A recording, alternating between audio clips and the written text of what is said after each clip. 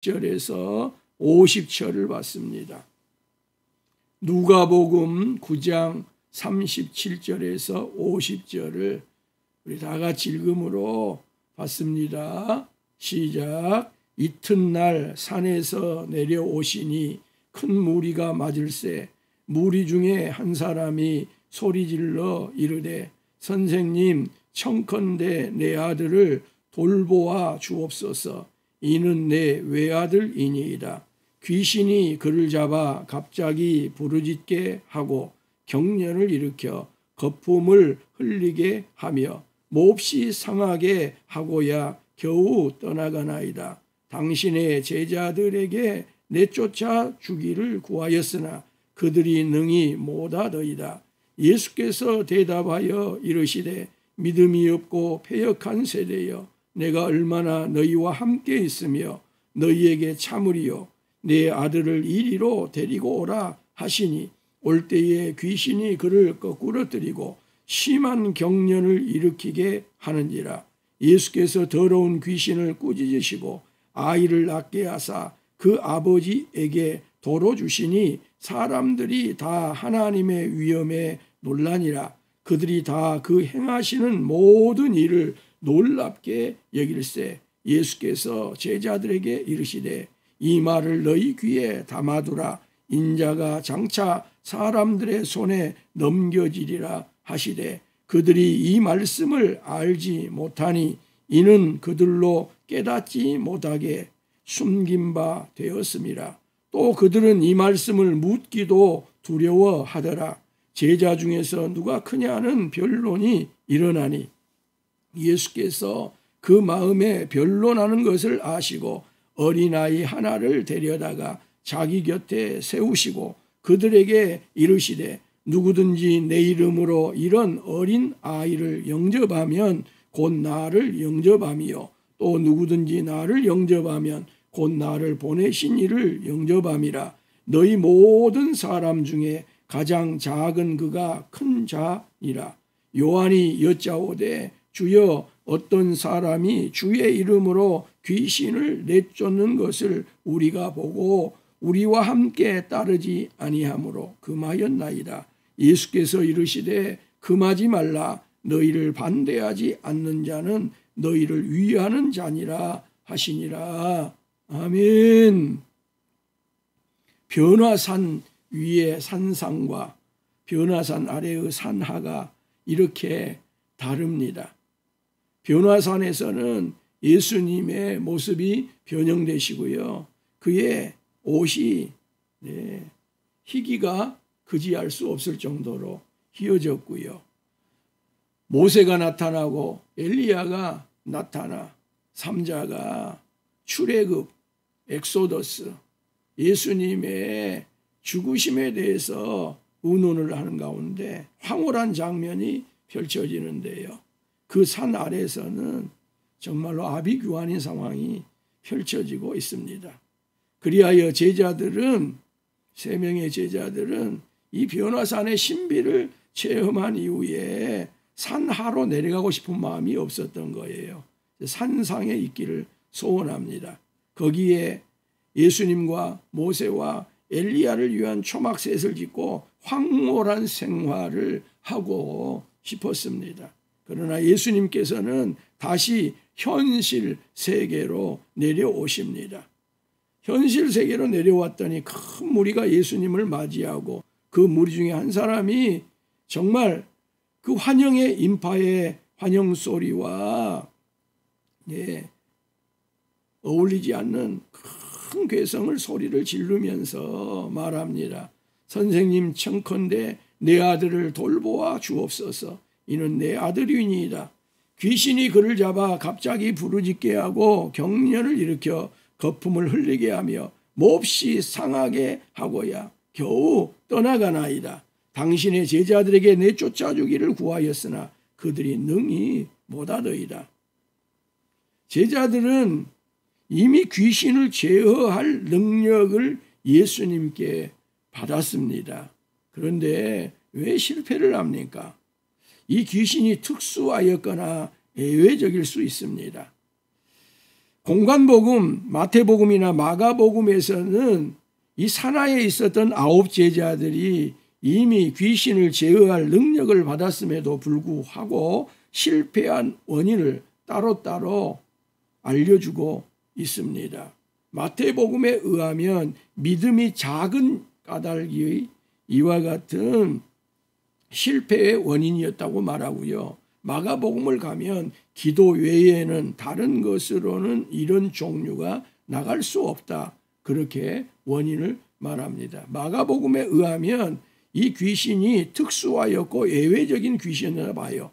그래서 일반적인 상황이었으면 기도가 없이도 간절한 간구와 능력을 받는 기도가 없이도 귀신을 제어할 능력 그 자체로, 요즘으로 말하면 자격증 그 자체로 귀신이 나갈 수 있지만 이런 종류 악하고 강력한 귀신은 강력한 기도가 반드시 수반되어야지만이 귀신을 제어할 수 있다고 말씀하고 있고요. 마태복음에서는 믿음이 작다 하는 것입니다. 생명력 믿는 믿음이 저에게 없다는 거지요. 이처럼 산하는 변화산상과는 달리 귀신이 붙잡아 광태를 부리고 그의 아버지는 어찌할 바 모르고 9 제자들은 이 애화들을 고쳐보려고 하나 그 귀신을 제어하려고 하나 속수무책이고요. 무리들은 이러지도 저러지도 못한 가운데 이 말 저 말 공공연하게 떠들고 있는 그야말로 세상이었습니다. 세상의 축소판이 여기에서 펼쳐지고 있는 것입니다. 예수님께서는 이런 세상에 대하여서요 믿음이 없는 세상이라고 말을 합니다. 그리고 패역한 세대라고 칭합니다. 믿음이 없고 패역한 세대요. 그리고 이 아이를 무조건 예수님께서 고쳐주시기로 결정하시고요. 다음과 같이 말씀합니다. 내가 얼마나 너희와 함께 있으며 너희에게 참으리요. 내 아들을 이리로 데리고 오라. 그러자 애아들이 예수님께로 오는데요. 올 때에 귀신이 그를 거꾸러뜨리고 심한 경련을 일으키게 하였다고 누가는 증언을 합니다. 그는 의사입니다. 의사의 증언은 우리가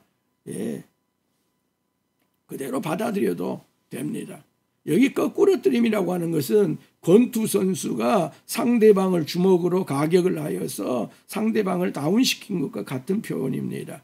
레슬링 선수가 상대방 선수를 붙잡아 가지고요 그를 완전히 자기의 몸 밑으로 깔고 있는 모습과 같은 것이 여기 거꾸러뜨린다고 하는 모습이에요. 그런데 얼마나 이 귀신이 한 아버지의 아들을 강력하게 붙들고 있든지 나오라고 했더니 그렇게 거꾸러뜨려 버린 거예요. 예수님이 이 모습을 보시고 뭐라고 했어요? 꾸짖었다 그 말입니다. 여기 예수님께서 꾸짖었다고 하는 것은요 그 귀신을 권투 선수와 또 레슬링 선수가 경기를 하는 그 링에서 퇴장시킨다 그런 뜻입니다. 그게 꾸짖은 것입니다. 너 그 링에서 퇴장, 곧바로 퇴장 명령을 내린 거예요. 이렇게 예수님께서는 더러운 귀신을 꾸짖으시고 아이를 낫게 하셔서 발을 동동 구르는 어찌할 바 몰라 하는 그 아버지에게 건강한 아들로 건전한 아들로 그 아들을 도로 돌려보내주시는 이 복을 베풀어 주십니다. 할렐루야입니다. 사람들은 이런 예수님의 능력을 보고 다 예수님의 위엄에 놀랐다고 하지 아니하고 하나님의 위엄에 놀랐다고 오늘 성경이 증언을 합니다. 그때입니다. 예수님께서 2번째 순환 애고를 제자들에게 하셔요. 이 말을 너희 귀에 담아두라. 인자가 장차 사람들의 손에 넘겨지리라. 제자들에게 예수님께서 귀에 담아두도록 하는 것은 예수님이 장차 사람들의 손에 넘겨져서 고난을 당하고 버림받고 죽임을 당할 것에 대한 순환과 고난을 꼭 기억할 것을 말씀을 하십니다. 예수님의 순환을 마음 깊이 간직하라고 하셨습니다. 그런데 제자들은 이 말씀을 이해하지 못하였습니다. 어떻게 이런 능력의 주님이, 지금도 이렇게 능력을 가지고 계신 주님이 무엇 때문에, 왜 장차 사람들의 손에 넘기운 바가 되어야 하느냐는 것입니다. 왜 고난을 당하여야 하느냐는 거예요. 고난을 당할, 순환을 당할 상황이 오면 이 능력으로 그 고난과 순환을 물리치면 되는 것이지, 제압하면 되는 것이지, 도저히 예수님이 두 번째 순환을 말씀하시고 그 말씀을 귀에 담아두라고 해도 이해가 되지 않는 거예요. 받아들이고 싶지 않는 거예요. 물론 이와 같이 제자들이 이해할 수 없음은 이사야의 예언처럼 그들로 깨닫지 못하게 숨긴 바 되었기 때문에 이 예언이 이루어지는 과정이기는 합니다만은, 제자들이 아직 여기에서 예수님의 순환을 귀에 담지 못하고 마음에 담지 못하는 것은, 이해하지 못하는 것은 성령의 역사가 아니고는, 성령의 감동이 아니고는 이 예수님의 순환을 이해할 수가 없기 때문에 그렇습니다. 오늘날도 우리가 예수 믿어 신앙생활에 가는 가운데 성령 충만하지 못하면, 성령의 감동의 역사가 우리 가운데 있지 못하면요, 예수님의 순환은 이해하지 못합니다. 인간 예수는 이해할 수 있습니다. 능력의 예수는 이해할 수 있습니다. 기적의 예수는 이해할 수 있어요. 윤리적인 예수는 이해할 수 있어요. 그러나 예수님의 순환, 예수님의 십자가, 예수님의 고난, 이것들은요 이해가 하기가 어려운 거예요. 성령의 감동입니다. 성령의 능력입니다. 성령의 역사입니다. 제자들은요 이 당시 이처럼 예수님의 순환을 이해할 수 없었으면서도요 감히 예수님 앞에 물을 수조차도 없었어요. 누가복음에는 나와 있지 않지만 마태복음에 의하면 예수님이 첫 번째 순환을 예고할 때 베드로가 어쨌어요? 예수님 절대 이런 일이 있으면 안 됩니다. 이해가 되지 않으니까 예수님을 가로막았잖아요. 그리고 예수님 앞에 얼마나 큰 책망을 들었어요. 그래서 제자들이 그때 당시에 베드로의 책망을 기억하고 있었기 때문에 이해가 안 됐지만 예수님 앞에 감히 물을 수조차가 없었던 거예요. 그런데 여러분, 이런 와중에서도 제자들 사이에서 누가 크냐 하는 다툼이 일어나요. 예수님은 자신의 순환을 귀에다가 담아두라고 말하고 마음에 담아두라고 말하고 이게 얼마나 너희들에게 중요한 것인가를 말씀하는데, 제자들은 이해가 안 되다 보니까 이와 같은 엄중한 상황에서 누가 크냐 하는 다툼을 해요. 누가 크냐 하는 변론을 해요. 이와 같은 변론이 일어나게 된 것, 아마 전도 여행에서 결과가 좀 달랐을 것이라고 생각을 해요. 좀 더 어떤 사람이 더 큰 결과를, 더 큰 성과를 거뒀던 것 같아요. 어떤 사람은 좀 그러지 못했겠죠. 사람은요, 둘 이상만 모이면, 내가 조금만 나으면, 조금만 결과물을 더 내면요, 조금만 더 성과를 더 내면요, 곧바로 누가 크냐고 하는 경쟁에 돌입을 합니다. 겉으로는 안 그래도요, 속으로 그렇게 생각을 합니다. 그야말로 도토리 기재기를 하는 거예요. 제자들이 예수님의 파송을 받고 사도로서 와서 전도여행을 하는 가운데 결과물이 좀 다르자 이미 저들 마음속에 내가 너보다 커, 내가 너보다 나아, 이런 마음들이 저들 안에서 있었던 거예요. 또 예수님께서 변화산에 12제자를 다 데리고 간 것이 아니고 베드로와 요한과 야고보를 따로 데리고 갔잖아요. 아마 이렇게 따로 데리고 간 데서도 누가 크냐 하는 경쟁을, 변론을, 다툼을 일으키게 된 원인이었을 수도 있었다고 생각합니다. 예수님께서는 저들 마음속에 이렇게 변론하고 경쟁하고 도토리 기재기를 하는 것들을 다 아시고 실물 설교를 하셔요. 어린아이 하나를 데려다가 예수님 곁에 세우시고 그 제자들에게 말씀을 하십니다. 누구든지 내 이름으로 이런 어린아이를 영접하면 곧 나를 영접함이요, 또 누구든지 나를 영접하면 곧 나를 보내신 이를 영접함이라. 너희 모든 사람 중에 가장 작은 그가 큰 자니라. 아멘. 어린아이의 특성은 여러 가지를 들 수가 있지만 어린아이들은 단순합니다. 또 어린아이들은요, 그 수용성이 아주 스펀지와 같아요. 그래서 무엇이 됐든지 어린아이들은요, 그것을 그대로 수용합니다. 흡수를 합니다. 또 어린아이가 가진 면은 겸손함이라 말씀드릴 수 있겠어요. 그러므로 예수님께서는 제자라면, 너희가 정말 내 제자라면 누가 더 크냐는 데 관심을 가질 게 아니라 이 어린아이처럼 단순하라는 것입니다. 어린아이처럼 수용하고 받아들이고 하라는 거예요. 특별히 이 어린아이처럼 겸손해야 할 것을 가르칩니다. 결과가 크든 작든 너가 누구보다도 더 귀한 일을 하든 하지 않든 어떤 경우에도 겸손할 것을 가르치십니다. 그러면서 예수님은 이 어린아이와 예수님 자신을 같은 반열에다가 두어요. 놀랍습니다. 예수님이 어린아이를 자신과 같은 반열에다 두어요.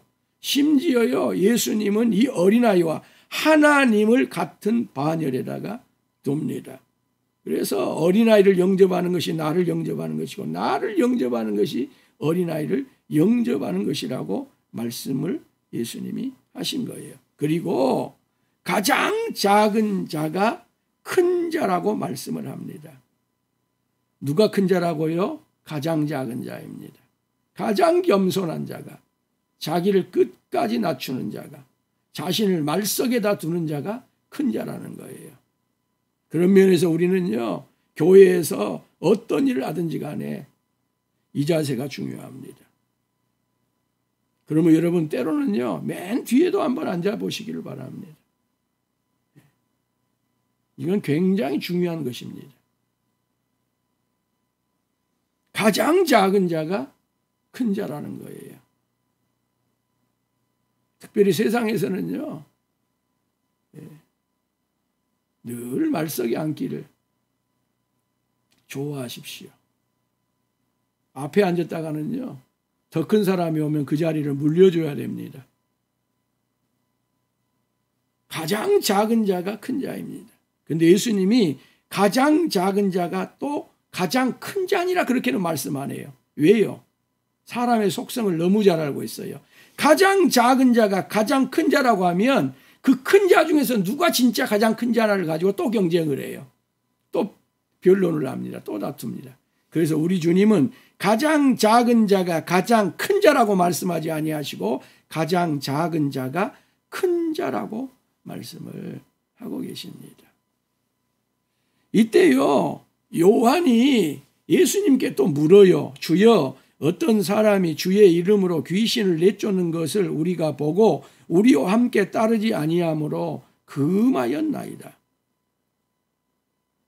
그러자 예수님이 말씀하십니다. 금하라고요? 금하지 말라고 말씀하셔요. 금하지 말라. 너희를 반대하지 않는 자는 너희를 위하는 자니라. 이 사람은 제자의 무리에 가담하지 않았습니다. 그런데 예수님을 믿고 있습니다. 그리고 예수님께서 그에게 권능을 허락했습니다. 그래서 예수님의 이름으로 귀신을 쫓아내고 있습니다. 즉 예수님의 숨은 제자입니다. 드러나지 않는 제자입니다. 그러나 저는 정말 예수님을 믿는 제자고요. 예수님으로부터 권능을 받은 제자고요. 예수님의 이름으로 제가 귀신을 쫓아내는 사역을 하고 있습니다. 그런데 요한은 편협하였습니다. 그가 자신들과 같이 제자에 속하지 않았다고 하는 그것 때문에 사역을 하지 못하도록 자신이 금했다는 것입니다. 즉 요즘 말로 하면 당파심이 작동을 한 거예요. 당파심이, 파벌의식이 작동을 한 거예요. 이런 일은 여기 요한에게만 있었던 게 아닙니다. 모세 시대에도 있었고요. 여호와의 시대도 있었습니다. 이건 오늘날 특별히 대한민국 사회에서 가장 심각한 문제 중에 하나입니다. 나라가 크지도 않는데 이리저리 나누어져 있고요. 이파 저파 나누어져 있습니다. 이게 세상 밖에만 있습니까? 이 제자 공동체 안에 있는 일입니다. 믿음의 공동체 안에 이런 일이 있는 것입니다. 예. 그래서 얼마나 편협하기 그지였고요. 이 당파심이 작동해서 파별의식이 작동을 해서요. 정말로 예수 제대로 믿는, 예수님으로부터 제대로 권능을 받아서 사역을 하고 있는 자들을 물리치는, 저들을 수용하지 못하고 받아들이지 못하는 일들이 금하여서 하나님의 나라를 오히려 방해하고요, 하나님의 나라를 그르치는 일들이 많다는 것이죠. 그래서 예수님이 분명하게 말씀합니다. 너희를 반대하지 않는 자는 너희를 위하는 자니라. 너희의 적이 아니면 다 너희 편이라는 사실입니다. 그러므로 제자들은 무엇보다도 관용해야 된다는 거죠. 포용의 마음을 가지고 있어야 한다는 겁니다. 좀 가슴이 넓고 품이 넓어야 한다는 거예요. 이걸 예수님이 오늘 순환예고 이후에 제자들이 물어오고 제자들이 질문할 때 가르쳐준 내용입니다. 우리 그리스도인을 여러 부분으로 나눌 수 있지만요, 신비주의자와 세속주의자로 나눌 수 있다고 저는 생각합니다. 신비주의자들은 하나님의 능력을 사모하는 사람들입니다. 그래서 늘 기도하고 늘 하나님의 말씀을 가까이 하고 늘 예배하며 경건을 추구하고요 하는 사람들입니다. 그래서 이분들에게는 분명한 능력이 있습니다. 실력이 있습니다. 반면에 세속주의자들이 있어요. 이 사람들은 그런 실력이 없는 사람들입니다. 예배도 형식적으로 드리고요, 기도하고요 하는 이런 모든 것들이 그야말로 그냥 요식행위에 그치는 사람들입니다. 신비주의자들은 영적인 그리스도인들이라면 세속주의자들은 육적인 그리스도인이라 그렇게 말씀도 드릴 수 있겠어요. 그런데 이 신비주의자들은 현실 세계를 도외시합니다. 현실 세계에서 어떤 일이 일어나든지 간에 자신은 관여할 바가 아니라고 생각을 합니다. 이런 현실로부터 거리를 두고자 합니다. 반면에 세속주의자들은 능력이 없어요. 실력이 없어요. 그런데 어째요? 신비주의자들은 정반대로 현실 모든 문제를 다 개입하려고 그래요. 다 참여하려고 그래요. 이곳저곳 다 다니려고 그래요. 다 자기가 해야 된다고 생각을 해요. 그런데 어째요? 아무 일도 일어나지 않습니다. 왜요? 능력이 없기 때문입니다. 실력이 없어요. 그러므로 그리스도인은 이 양극단에 있으면 안 됩니다. 먼저 그리스도인은 하나님을 체험해야 돼요. 하나님 주시는 능력과 실력을 갖추어야 돼요. 이걸 받아야 돼요. 그리고 그 능력과 실력으로 현실 문제를 도외하지 말고 현실로 내려와서 현실에 눈물 짓고 아파하고 고통스러워하고 하는 그 현실에 적극 개입해야 돼요. 귀신이 붙잡아 광태를 부리고 그 아버지는 어찌할 바 몰라 하고 현실주의자들은 속수무책이고 사람들은 공공연하게 떠들고 비난하고 욕하고 하는 이와 같은 상황, 그리스도가 없는 세상에 이 세상의 문제들을 해결하려고 뛰어들어야 돼요. 그 안으로 내려와야 돼요. 산하로 내려와야 돼요. 그러기 위해서는 세속주의자로는 답이 없습니다. 그래서 우리 그리스도인들은 오늘날 더욱 하나님을 예배하고 더욱 기도하고 더욱 말씀으로 깊이 들어가야 됩니다. 하나님의 능력을 받아야 됩니다. 하나님의 실력을 갖추어야 됩니다. 이미 우리는 귀신을 제어하고 병을 고치고 여러 세속의 문제들을 해결할 모든 그와 같은 자격은 받았습니다. 그런데 그 자격만 갖고 되는 것은 아니라 그 말입니다. 그 자격에 걸맞는 능력과 실력과 모든 것을 갖추어야 합니다. 그런데 그렇게 갖추면 현실을 도외시하기가 쉽다 그 말입니다. 현실을 싫어요. 그게. 이게 그렇게 되면 안 된다는 것입니다. 그래서 예수님이 산상에서 산하로 내려왔고 제자들에게 어떻게든지 간에 현실에서 하나님의 능력과 실력을 발휘할 수 있도록 하시는 것을 또한 제자들에게 가르쳐주고 있습니다. 사랑하는 성도 여러분, 여러분 모두가 다 능력의 그리스도인 되기를 원합니다. 실력을 갖춘 그리스도인 되기를 원합니다. 그리고 현실에서 현실의 문제를 주님의 능력 안에서 해결해주는 그와 같은 능력의 그리스도인 되기를 원합니다. 이와 같은 능력의 그리스도인으로서 사명을 감당해감에 있어서 두 가지 중요한 갖춰야 될 요건, 하나는 뭐라고요? 겸손입니다. 겸손입니다. 또 우리는 이 아침 겸손입니다. 그리고 이와 같이 하나님 나라 사역을 감당을 하는 다른 사역자들을 수용하고 포용하고 함께 이 일을 하고자 하는 마음, 이 마음이 오늘날 예수님으로부터 사명을 받은 그리스도의 교회에 그리스도인들에게 필요하다고 하는 것을 오늘 이 새벽에 이 말씀을 통하여 봤습니다. 사랑하는 성도 여러분,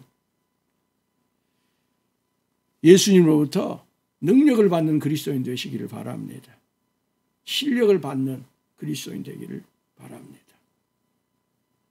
그리고 그 능력과 실력을 가지고 세상에서 수많은 아우성들을 해결해주고 눈물을 닦아주고 고통을